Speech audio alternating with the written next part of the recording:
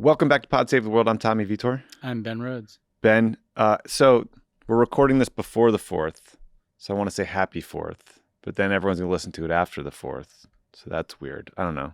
You going to see some fireworks? I mean, hopefully we have another one. Hopefully this isn't the last 4th The last anniversary.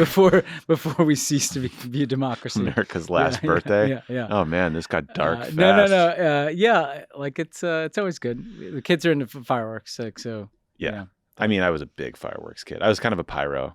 Were you really? Yeah, I got in big trouble once for writing my name in something flammable in a spray can and then setting it on fire in the backyard. And then that's pretty cool. Well, it wasn't the best way to hide it from my mom when it just said Tommy and like burn on the bricks.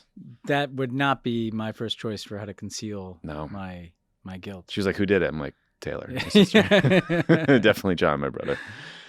We got a great episode today. Here's why we have a great episode. Because a lot of shows do mailbags and they just mail it in. Oh. You guys send us really good, topical, smart questions that make these episodes just like any other episode of like important issues. Like people want to know about Keir Starmer over in the UK, the Labour leader. They want to know about Brexit. They want to know about the Russification of Eastern Ukraine, refugees, all kinds of great stuff. We have a really great packed show for you. But before we get to some of that stuff, Ben, did you see the breaking news that the Prince of Wales will no longer accept suitcases of cash? I didn't, but I'm heartened to hear that. The Royal Palace said, apparently this is in the Sunday Times, that the Prince of Wales will no longer take literal suitcases of cash from the Qatari Prime Minister. He took was that a habit before? He took $2.5 million in cash in a suitcase and carrier bags between 2011 and 2015. Now, it all apparently went to his charitable fund, and I guess this is just sort of like maybe how some of these Middle Eastern countries make donations. Was there Venmo available? I don't know. Yeah, a suitcase full of cash is a little dramatic. It's a little sketchy. Like pallets of cash. Yeah, literal. There's some history there. We're also recording this on the day the Supreme Court has attempted to begin the process of gutting the country's ability to regulate greenhouse gases. So the ruling could have been worse, but it was still not great. Not much worse. I mean, basically, to have the Supreme Court be an adversary in your capacity to save the world is and filled with people who could be on the Supreme Court, like when my kids are my age, just totally unfucking sustainable, to have this court. I mean, in this form. And also just unprecedented. I mean, I was reading, the New York Times had a good breakdown of some of this. Like in Germany, you serve for a 12-year term or until you're 68, and then you're out of there. Yeah. They retire you. Yeah. That seems like a good plan. Yeah, the term limits at a minimum, seems necessary here. I mean, you have a court acting as a legislature, right? And they also, if you think about it, Tommy, Bush v. Gore, right? What kind of seismic event in my that was a bad one. Early days. Basically, the 5-4 conservative majority inserts George Bush into the presidency. That allows him to appoint Alito and Roberts, right? Then Obama's denied Merrick Garland. That allows them to shove Kavanaugh in there.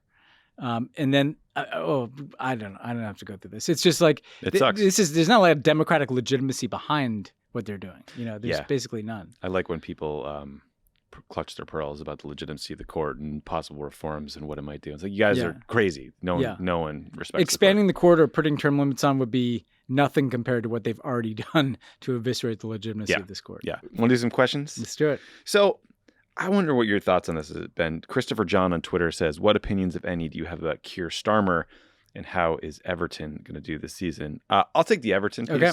That's my adopted EPL team, thanks to Roger Bennett from Men in Blazers. They almost got relegated down to a lesser league. That's how it works over in the English Premier League. You can be sent down to the minors. Let's hope that doesn't happen again. Their first game is going to be against Chelsea, which until recently was owned by a Russian oligarch and now is owned by some of the folks who own the Dodgers out here in Los Angeles. So we'll probably get our asses kicked, is my point. But that's all I got. What about Keir Starmer? I don't really have strong feelings about Keir Starmer. Like I guess my only anxiety is like Boris Johnson is on the ropes like he's never been before, and I'm not sure Labor is pushing the advantage as much as I would like them to, but I'm not sure what angles they have. Like they're winning some local elections. So full disclosure, I've met Keir Starmer a couple of times, and I first of all, I think that what he's done kind of what you needed to do, which is Labour Party was in a bit of shambles after both Brexit and the Boris Johnson victory and the fights over, Jeremy Corbyn, whatever you were on that fight. Yeah. And so like job one for him was kind of reconstituting the party, kind of stabilizing things and defining Boris Johnson negatively, which they've done quite well. But to be honest, to be fair, they've had a lot of help in that project. I guess what I'd say about Keir Starmer is like he's the kind of guy you could tell that like Labour turned him in a way because like he looks like the prime minister, right? Like he's kind of central casting kind of guy. What's interesting to me about Keir Starmer is if you look at his background, he actually comes from like a working class family that is the kind of voters that Labour has been losing, right? Like, outside of London, working class background. And he seems like the kind of guy who, because he became a barrister, he kind of stiffened himself over the years, right? That's true. He became, it's like a lot of people that climb up the social ladder in a kind of caste system like the UK, you become less like where you came from as you ascend through educational and professional ranks.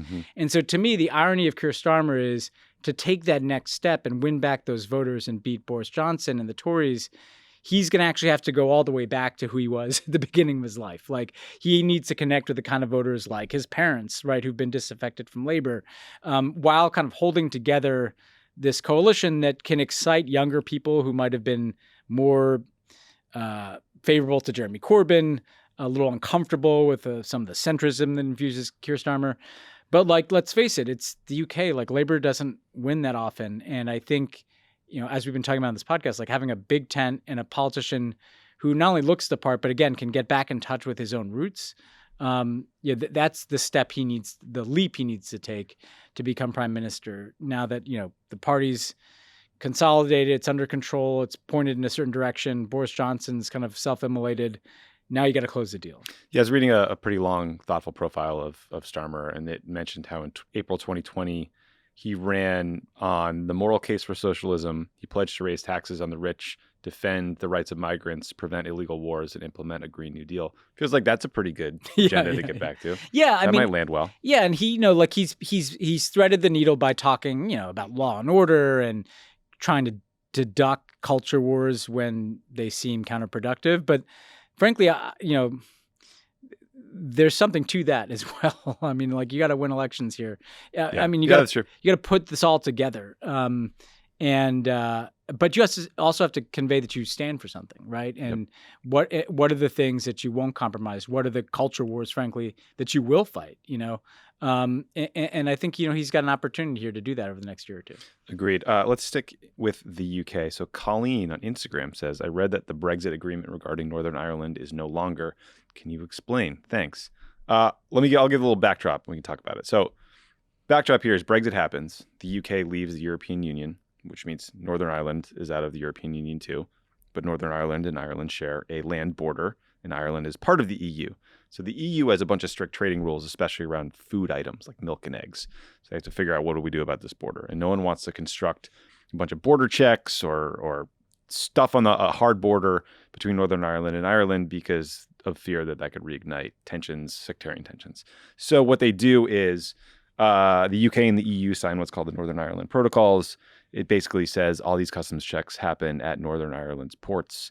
Everyone kind of hates it, I'd say. And now the UK government wants to change the rules so that goods that only go to Northern Ireland don't get checked and go into so-called green lane, and goods that are destined for Ireland or other places in the EU do get checked in this red lane. The European Commission is pissed. They might take legal action. They did take legal action, I think. There could be other retaliation. So I think it's sort of like pending, but I think the latest is that Parliament started the process of passing whatever they need to pass to basically tear up this part of their agreement with the EU. Yeah, I mean, the basic point is that like Brexit, as it was promised by Boris Johnson, is unworkable, because he promised people everything on different sides of different issues, right? And you can promise to have a real Brexit instead of like a very soft Brexit. I mean, to go all the way back, people at the beginning of the Brexit process, after the referendum, were contemplating a softer Brexit where the UK would stay in a lot of the EU's rules. But Johnson came on with a harder line faction, said, no, we want a real meaningful Brexit. Well, how do you do that without having some kind of border and some kind of customs checks between the EU and the UK? And so they negotiate this deal with the EU on their way out, and now they're breaking the deal already, and to me, it just shows you like Brexit doesn't get enough attention. It's not going well. Like the UK economy is lagging behind the European economy. They're tied in these bureaucratic knots. The Good Friday Accords imperiled, or at least facing this cloud of the uncertainty of Northern Ireland. You have Sinn Féin, right? The ascendant in Irish politics. So that's the Northern Ireland Party that historically has supported Irish nationalism. So I don't know. I mean, it bears watching. They're going to be tied up in legal processes with the EU over this, I'm sure. There's no good answer for Northern Ireland. And the question going forward is like, how much does Brexit continue to tie up the UK in knots? And does it kind of push Northern Ireland and Scotland further away from England at the core of the UK there? Yeah. It's not going great. It's not going great. And like, this is what everybody predicted. And just because it's a good reminder, Tommy, we used to say, it's like, just because the world didn't end like overnight, right? Like sometimes the Brexit supporters would be like, oh, all the doom and gloom. Well, it's like, point me to a benefit. Yeah. Yeah. What is so great about what's this? going well? All the lies about the NHS getting more money and this, and it's just nonsense. Actually, I lied. One more UK question, Ben. And I don't think we've talked about this, and it's really important that we do. Ashley on Instagram asks, what's going on with the Rwandan refugees in the UK? I don't understand the context. You want to start? You want me to start? So, yeah, I mean, the basic context, right, is that the UK reached this crazy deal where they would send migrants crossing the English Channel trying to get into the UK. They would send them all the way to Rwanda. Like 4,000 miles away. Yeah, right. They cut some deal with the Rwandans where they gave them basically a pile of money. Yeah, $158 million. Yeah, and to kind of process the migrants there and kind of hold them there. Settle them, essentially. Yeah, hold them there. Yeah, and it's so you could be an Afghan, right, who like made their way all the way to the UK border with a credible claim for political asylum and yet find yourself in Rwanda a few days later. Which is one of the smallest and maybe the most densely populated countries in Africa. And competition for land and resources has fueled lots of conflicts in the past, including the 1994 genocide.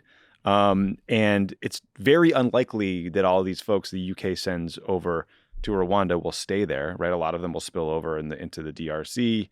And this is a horrible idea. Yeah, it's horrible. I mean, and so, I mean, the UN Refugee Agency criticized the plan. Human Rights Watch slammed this plan. The UK government is threatening life sentences in prison for people who drive boats across the English Channel with migrants. Apparently, Prince Charles was criticizing the plan. He called it appalling privately. And I guess, this is similar.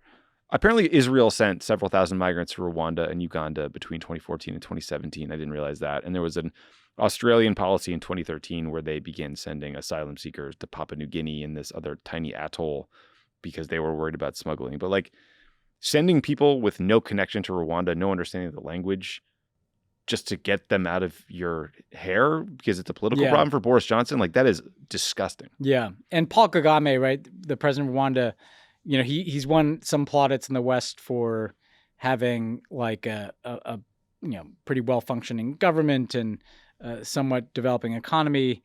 Things are orderly, but they're also very much moving in an autocratic direction in Rwanda. They've had political opponents of Kagame's have turned up dead in other countries. So it's not like human rights environment in Rwanda is not all that could be either. No. So it's just like it's the most cynical possible way to look tough on not having an open border. There's another way, even if you're going to be anti-migrant, anti-immigration, which you shouldn't be. But like this is a pretty extreme manifestation of it. And pretty different than the treatment of Ukrainian refugees. Yeah, as Boris Johnson's out there like Mr. Ukrainian advocate. Wonder what the difference is between.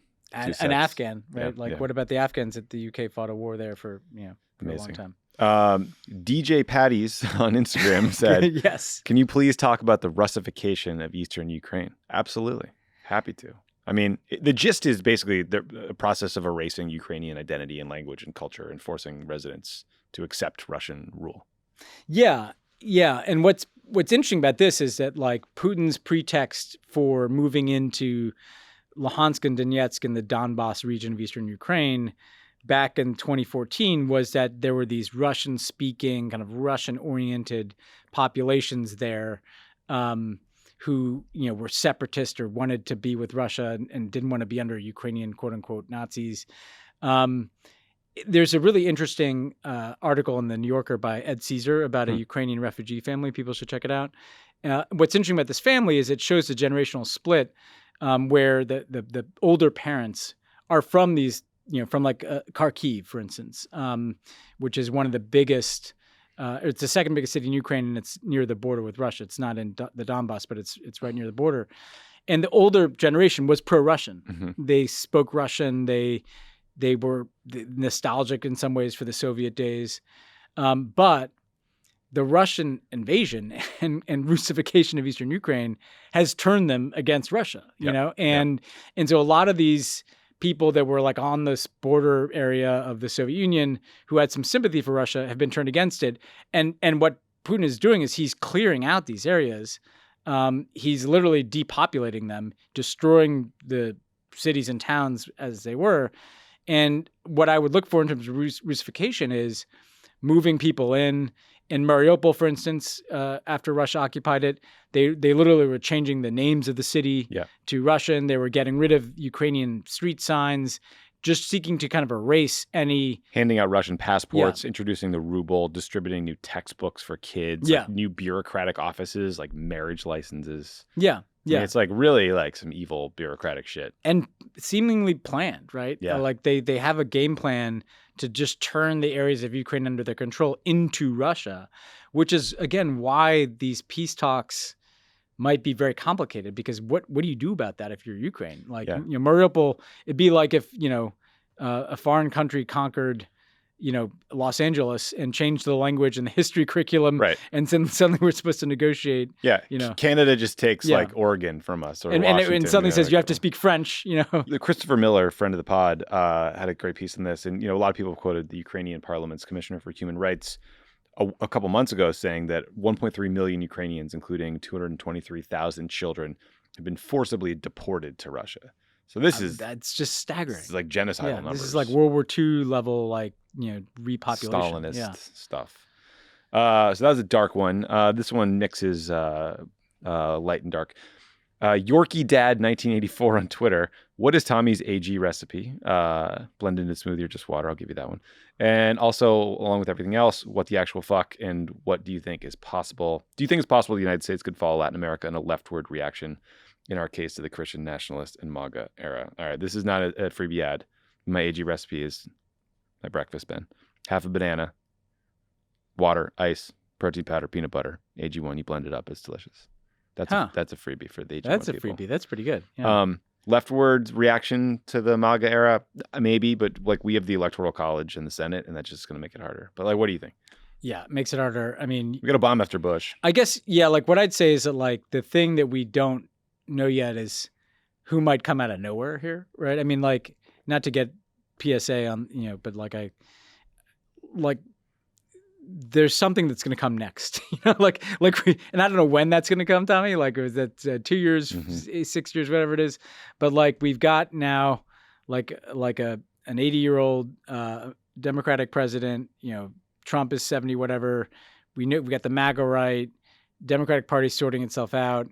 And I do think at some point, like a left-wing populist backlash to everything.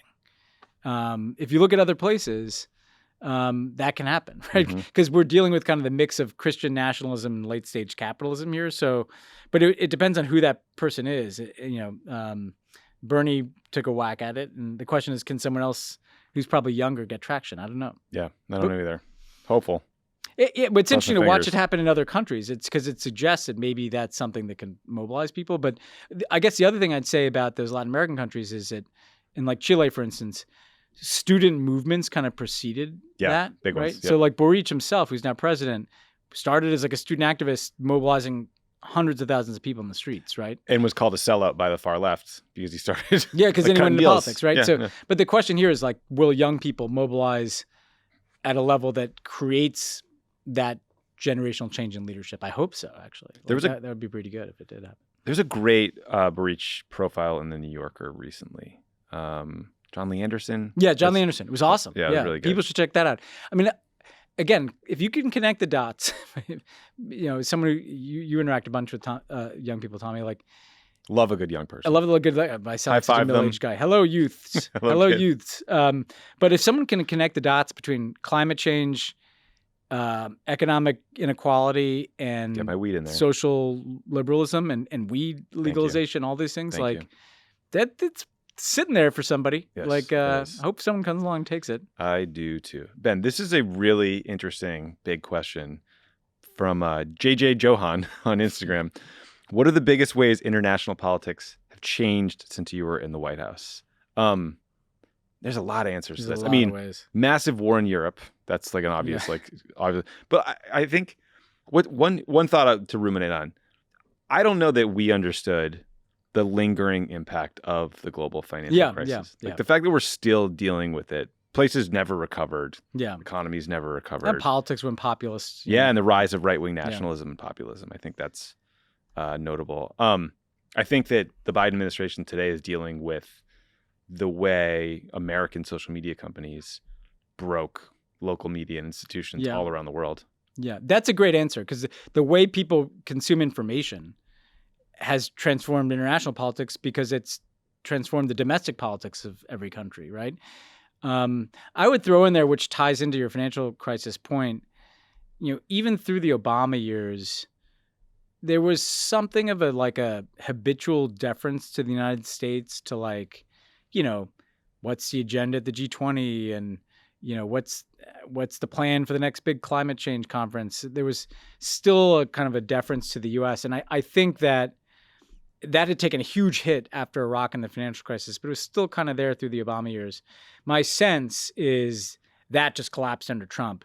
Russia and China used to at least pretend to be stakeholders in like a system that had America at its center. Mm-hmm. And now Russia and China not only don't pretend, they are openly attacking and hostile to any American-led order.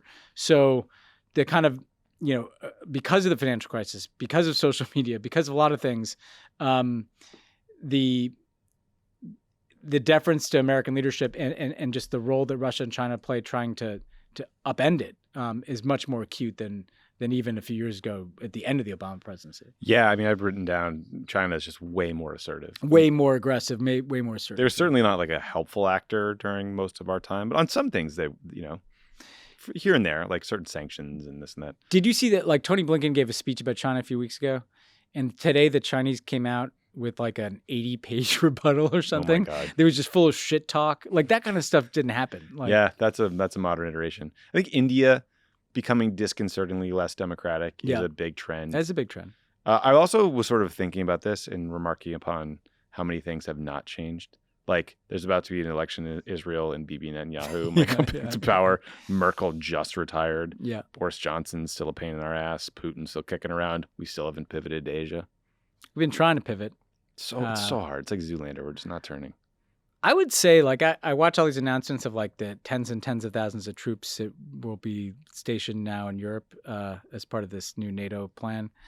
And while that all makes sense, like, that is not a pivot to Asia. And the Chinese have to like that. And so people are wondering, like, why would the Chinese go along with this crazy war in Ukraine? Like, pretty good for them to have the American military kind of focus on Europe. Yeah, there was a time when there was talk of NATO focusing more on China. And that's not going to happen. You're on that these days. Whatever they say, that's not happening. Yeah. They're focused on one thing. Okay, we had some good China questions. So I'll combine two. So Shannon on Instagram asks, do you think people are right to be afraid of the rise of China?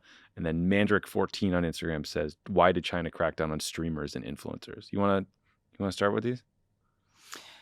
Well, yeah, I'll take on the fearing the rise of China. Like, I don't inherently fear it, and like, the idea that the U.S. shouldn't call like we shouldn't.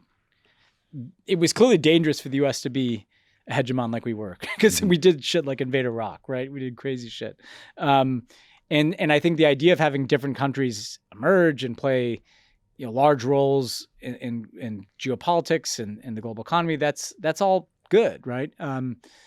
What bothers me is just the Chinese political system at home and abroad over the last, since Xi Jinping came to power in 2013, has just become much, much more aggressive. And so what concerns me is less China itself, right? Because like Trump would describe it almost as like a racialized problem. Oh, absolutely. Like, China rising. It's their system. I don't like their system.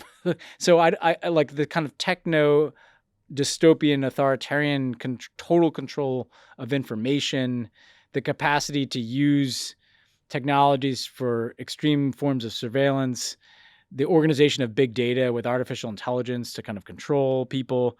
I don't like that if it's coming from like a big corporation, and I don't like if it's coming from like a big communist party either.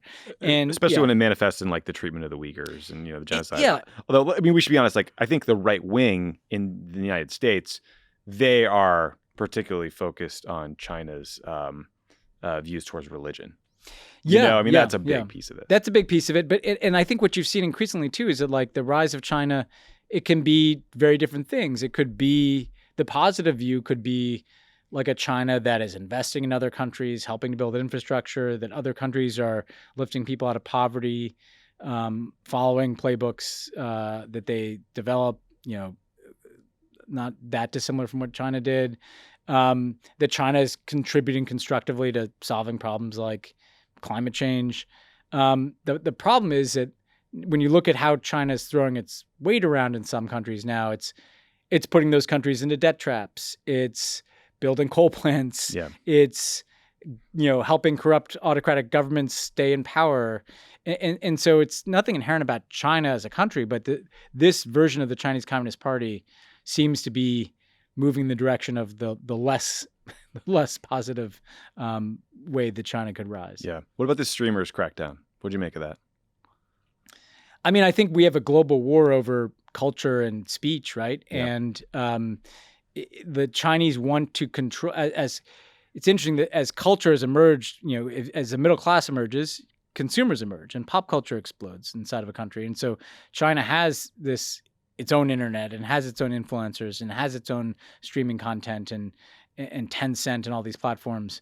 And the Chinese Communist Party wants to make sure that it controls that, and that people get too powerful, they get kind of whack-a-mole down by the Chinese Communist Party. And it's going to be a fascinating test case to see if they can continue to do that. I mean, I think inevitably they're going to have problems.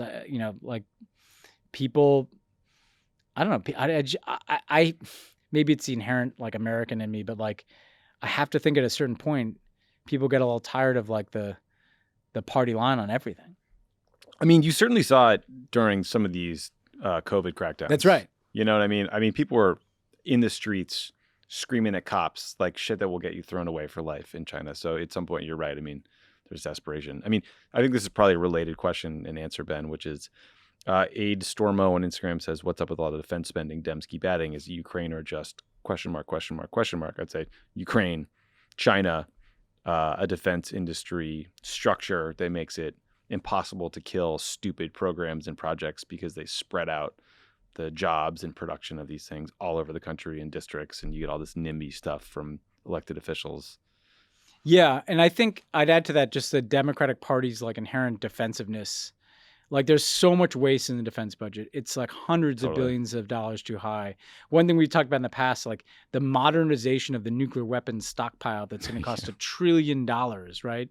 And what happens is like they send up the budget to Congress, and the Biden administration is already increasing that budget, and then Congress adds even more money. And to really reverse the trend, it's not just like trimming fat. It's not just like, oh, let's kill this one bloated weapon system. It's saying like, no, we're going to like core principles here. Like we can find hundreds of billions of dollars in cuts in this budget and have basically no impact on the capacity of the military to keep this country safe because it is so inflated, right? I mean, it's next in like the next 10 countries combined spent on defense. Yeah, it's staggering amount of money. Alan on Instagram writes, what should we be hoping for in the Israeli elections? Sort of a couple parts. One, no Bibi Netanyahu. Yep. That's priority 1, list. 2, 3, 4, 5. Yeah. And then I think like number 6 would just maybe some certainty in the outcome. These poor folks have gone through like how many, like half a dozen kind of no outcome elections? Yeah. Actually, there's more like 3, I think. And then I think they've had 5. I think this will be 5 elections. Yeah, they've in just like had a hard 3 time years, forming governments and keeping them. I think you want the least ultra right wing nationalist government you can get, whether that's Lapid or whoever that is. You want like a bit of a revitalized and consolidated Israeli left, so that you have like not Bibi, not some other crazy right wing nationalist government, and you have some stable center that can, I don't know, at least not do crazy shit. I mean, and Peter Beinart and I talked about this on last week's episode. I mean, you have Biden going to visit Israel at a time when there will be no government. It'll be a caretaker prime minister. And it's so complicated because, like, I don't know, maybe Obama got the pushback he did in the criticism in Israel that he did in a larger part due to racism than I know, more than just liberalism. But, like, you and I probably want Biden to go to Israel and push them on an investigation of the murder of Shireen Abu Akleh, the Al Jazeera journalist who was killed in May. We probably want him to push them on settlement construction, in general, sort of like pushing for talks with the PA. But there's always a question of, okay, will that create a backlash, and will everyone just want the leadership to stick it to Biden as part of their campaign? Yeah. I mean, it's not unlike dealing with the Republican Party in this country, though. Like the idea that if you stand up for what you believe in, we might be even crazier always makes people uncomfortable. Yeah. You know what I mean? That's a fair point. That's a fair rejoinder. And I get, but that's how you kind of couch it in principle. Like I get not pushing like, look, there's not like no Palestinian statehood on the horizon.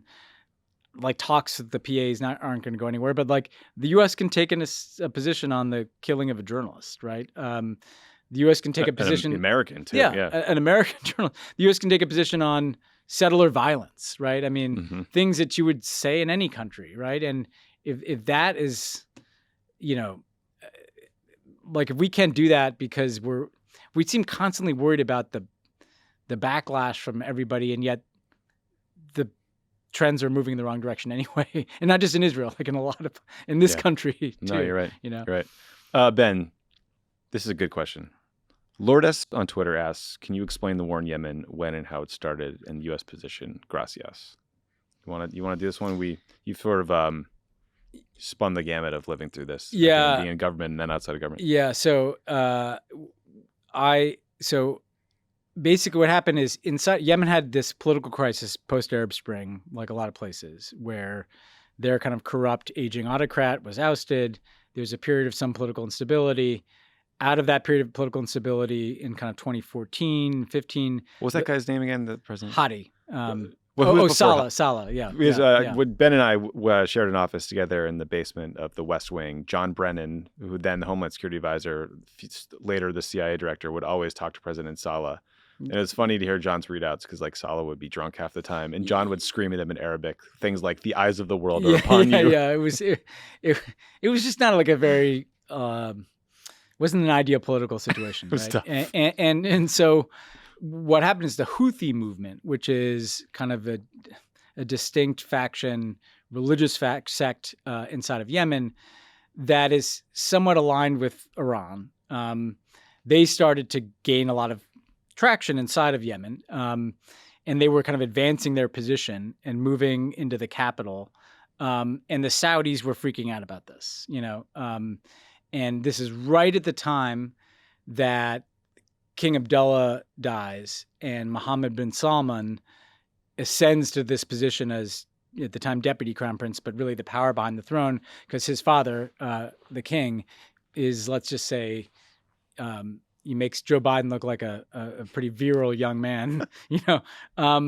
And so the MBS, who's also defense minister, decides that they're going to draw a line and stand up to Iranian interference and blah, blah, blah.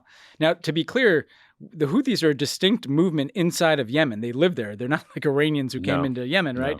And we always thought at the time that they were overstating the degree to which the Iranians were kind of calling the shots. Like, there were weapon shipments that were interdicted and things, right? Like there was some support, but it's like there's a bit of a chicken or the egg debate sometimes. It's like the more you called out the Houthis for being supported by Iran, the more Iran seemed to want to support them. Well, and then what happened is, so the Saudis decide they're going to draw the line and they're going to go on offense and they're going to go to war literally against the Houthis. They're going to invade Yemen to attack the Houthis and push them back. And this was Mohammed bin Salman. People should remember, like, this was MBS's kind of first big play. He was the defense minister. This was his thing.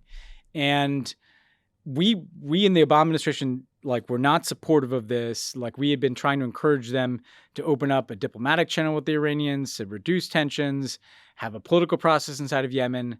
Obama made a mistake, in my view, and I think, pretty largely held view since, we weren't like gung-ho behind this thing, but we did agree to provide pretty fundamental support in terms of the Saudi military kind of depends on the American military for logistics and, how are you refueling planes and how are you targeting things? And very quickly, it went terribly wrong in the sense that the Saudi campaign was kind of indiscriminate. There were civilian casualties. They weren't really like achieving any objectives in fighting the Houthis back. It was just kind of adding to the violence in Yemen. And the Obama administration started to impose restrictions on certain weapons systems that could be delivered. And we were trying to push this into a political process. But then Trump gets elected. And then, all constraints are off. It escalates even more. The Saudis and the Emiratis are in the lead. Point being is it created a humanitarian catastrophe in which millions of people are put at risk of malnourishment and famine. Hundreds of thousands of people have been killed in this fighting. The Houthis have not been dislodged in any way, shape, or form. So the strategic objective of dislodging the Houthis has failed. The other strategic objective of like pushing back Iranian influence has failed. It's caused a humanitarian catastrophe. It's not gone well. No, it's a moral and strategic disaster. Yeah. And it's been part of this like proxy war with Iran all across the region too, which has not gone well. Starting with everyone putting their hands on the orb. Oh, that was middle. To be fair. Yeah. Here's a good question. Shash Boa on Instagram says, why isn't anyone paying attention to what's happening in Sri Lanka?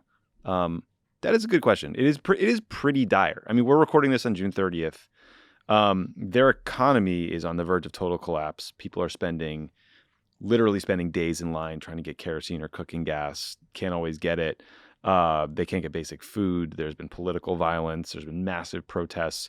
The government, I think yesterday or the day before, said that for the next 2 weeks that they're going to shut down schools and they're only going to give fuel supplies to services like essential ones, like hospitals, trains, buses, etc.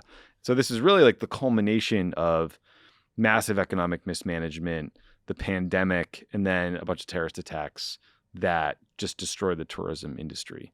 But I mean, it's a pretty staggering example of a country that had a vibrant middle class who are all now just being like thrown into poverty incredibly quickly. And the political instability has not gone anywhere. You have this ruling family that is just dug in, sort of papering over concessions. But I don't know where this goes. I mean, basically they're being propped up by aid from India and some other donors.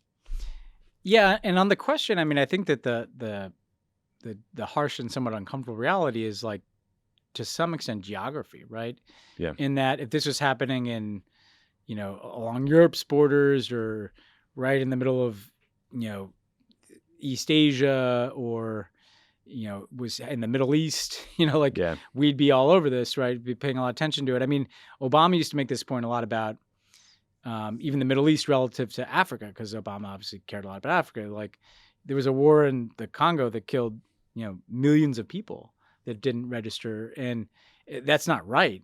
I think that Sri Lanka is so far away and it's not kind of in the middle of like a region that I think people don't like incorporate it into how they think about, the parts of the world they follow. And I think that's wrong, by the way, because I think that Sri Lanka is has an incredibly vibrant, talented population. But this has been the case for a while. Like this was the case in 2009 when you and I were in the White House, and you had just a brutal massacre of the Tamils to end that civil war, and that didn't really register much internationally. So hopefully, I think there's a bit of a default to India on some of these things too, which again reinforces an idea of kind of spheres of influence, which isn't great. But hopefully, people can keep an eye on this.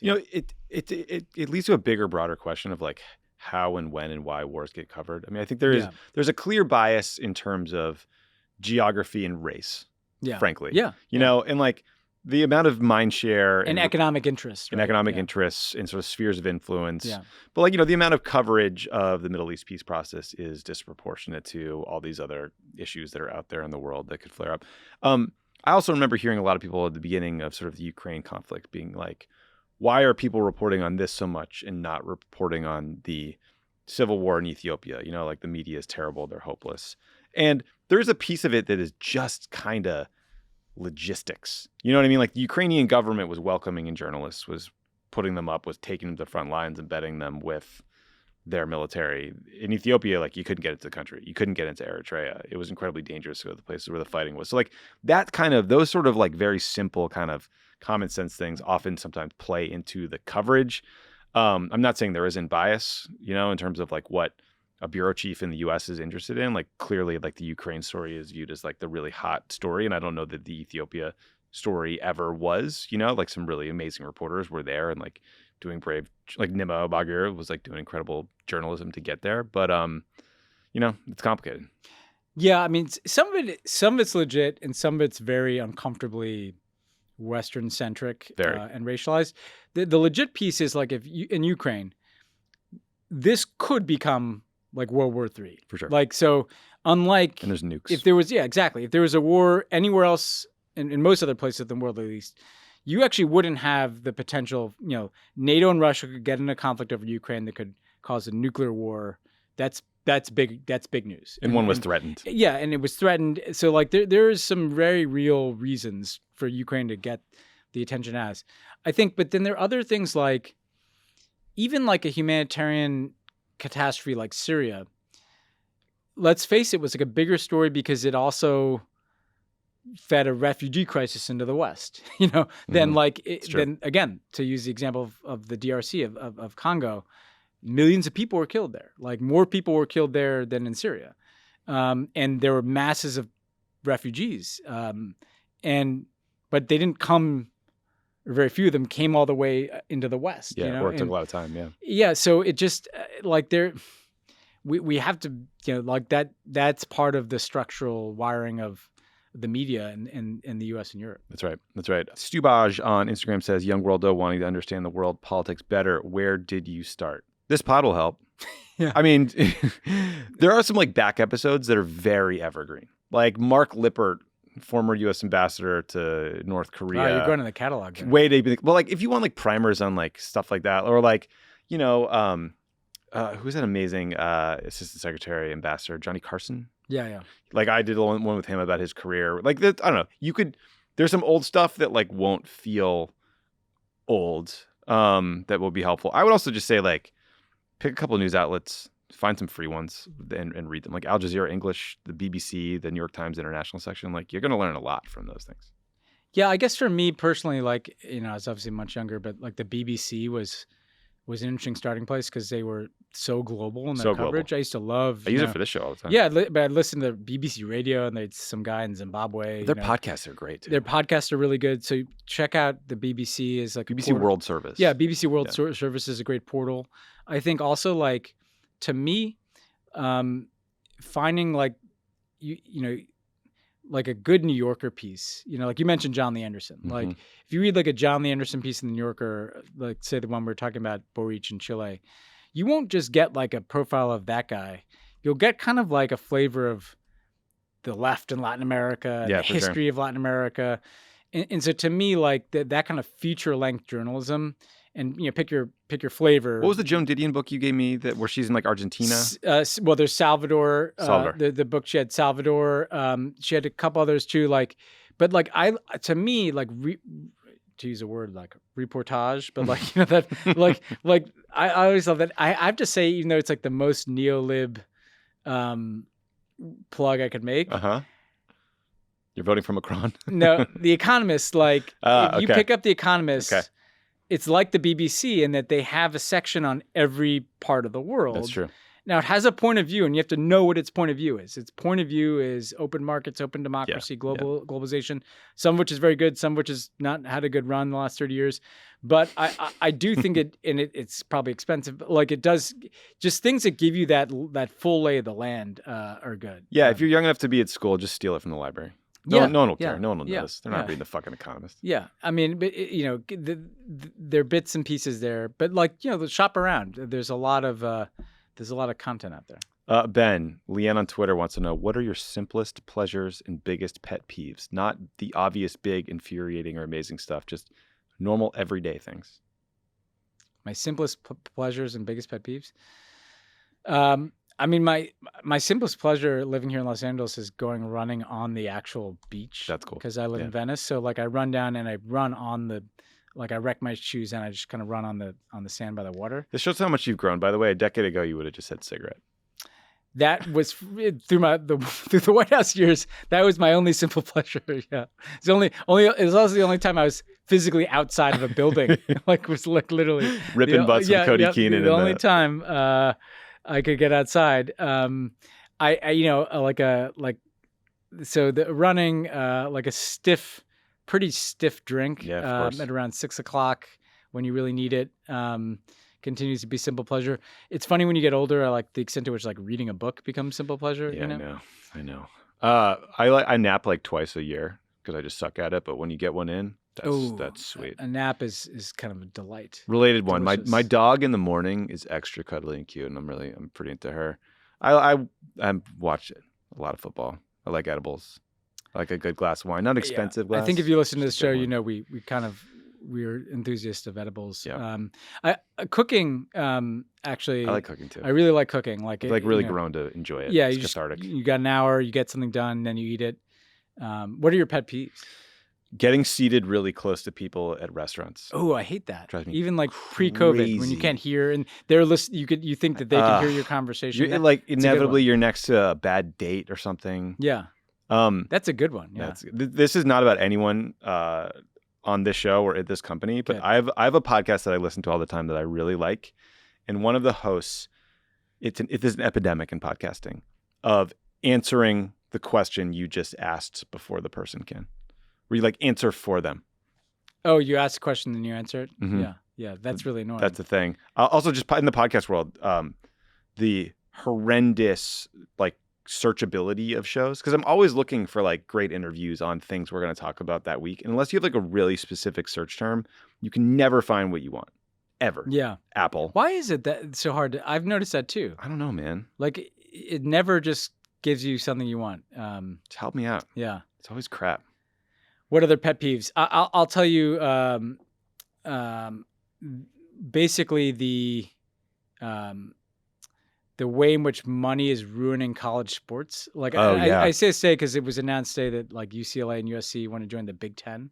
Oh, which what? Yeah, for worldos, I apologize for this for a moment, but like this is basically California colleges joining a Midwestern league because there's more money in it for them. Well, in the NIL deals, I mean, like the NIL deal means name, image, and likeness. It means that if you're a college kid, you can sign a deal with someone to pay you to like endorse their thing.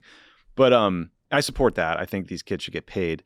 But I'm hearing about like quarterbacks getting $10 million NIL deals to go to like Florida State or something.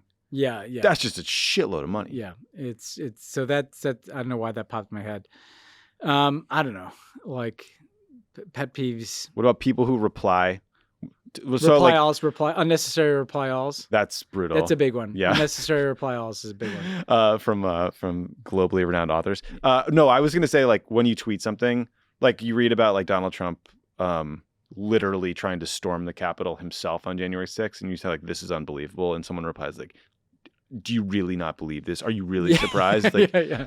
are you just the guy that logs on to fucking tell everyone they shouldn't be surprised by stuff? Because I hate you. Yeah. But pet peeve in general is like the extreme negativity of people towards other individual human beings when it's not necessary. Cynicism as wisdom drives me nuts. Cynicism as wisdom, Jerry wants to know on Twitter. Jerry seems like a positive guy. Politics excluded. What is your favorite European country visited for the scenery, culture, and food? There are no wrong answers. I told you it was positive.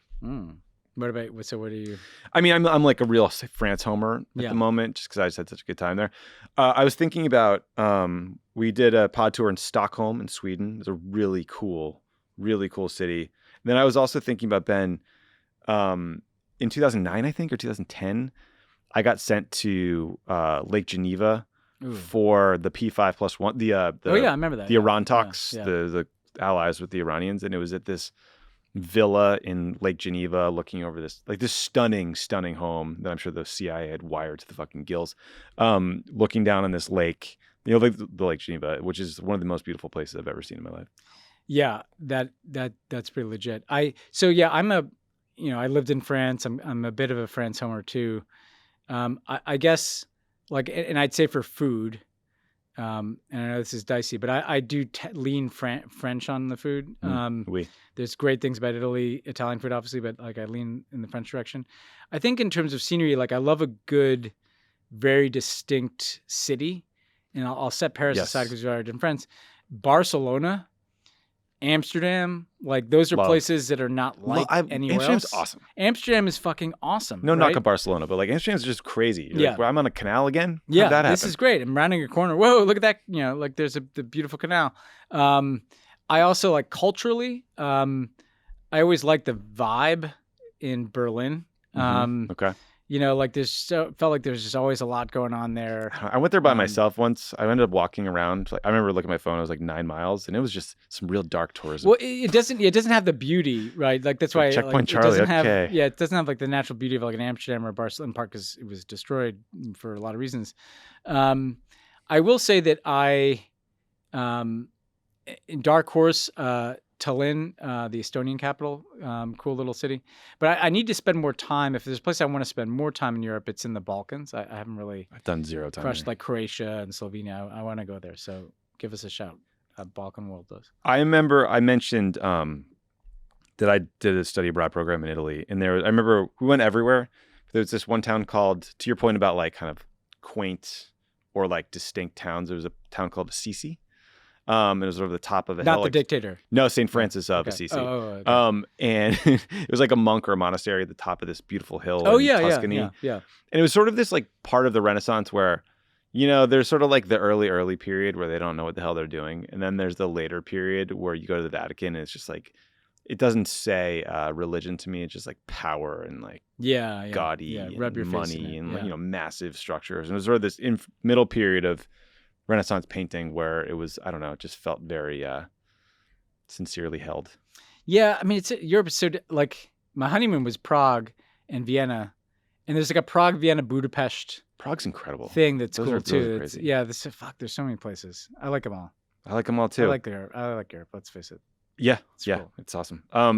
Books. What books are you reading? Any recs? So I just read like a massive book, which is tied to like a project I'm working on, which I'll plug when I'm done plugging my last book. But I just read a book called These Truths by Jill Lepore. Okay. It's a single volume history of the United States. It's long, but if you read her stuff in the New Yorker, it flows actually shockingly well for a very long book. So I just read that. I just read I've been making my way through Graham Greene as my escapist fiction, right? So The Power and the Glory, the comedian's Heart of the Matter. But it's like, there's the Le Carre flavor of like espionage and grizzled people, beaten down in exotic circumstances. Like Graham Greene has that in spades as well. What about you? I'm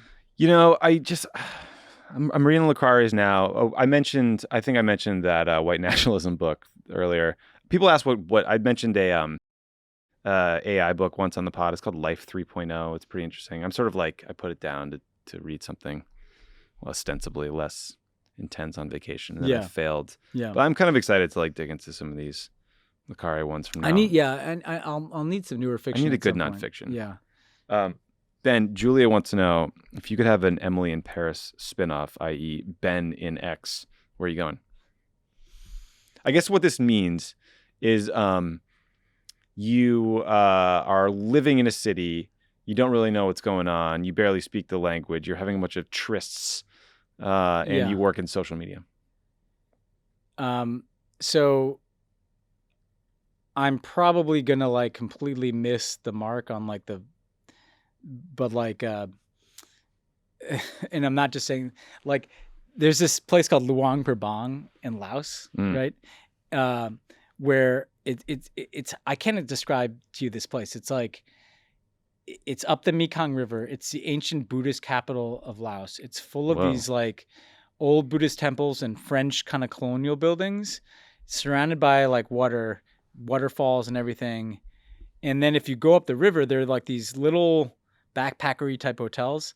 And I was always kind of like, if my life completely obliterated, You got to get off the grid. and I had to get off the grid, I would open up like a backpacker kind of hotel on the river, you know, and be that kind of half sober, like proprietor, you know what I mean? Yeah. Who's like hangs out at his own place all day, like hangs out at like the wood tabled place on the river, like drinking like beer lao out of bottles all day. Do you write like, for a local paper? Yeah, you know, you write like mystery fiction on like, you write for like the local English language paper, and you like hang out with the backpackers and see what drugs they brought up the river, you know. And you see George Smiley once every 5 years. Exactly. Like, it's kind of like that. You're like a minor character in the Le Carré. Now, I like it. That's not like the Emily in Paris vibe. I think is more like, it's got to be more like upscale, right? Yeah, and you just, you know, there's no actual conflict in your life besides like, should I date like the hot chef or the other guy? You know, then I would just go to like to be in the spirit of that. I'd go to like Florence, you know. That'd be like, great. Let's just take it to Florence. The cities I wrote down just to try to be different, because we had a Europe question earlier, where, well,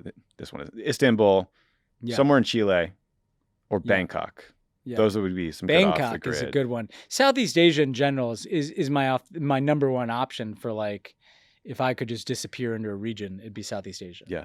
I should have asked this one earlier because I try to progress from serious to less serious, but this is a good question. Baby Moon Man wants to know from Instagram, progress on international climate talks goals? ? Well, Baby Moon Man, I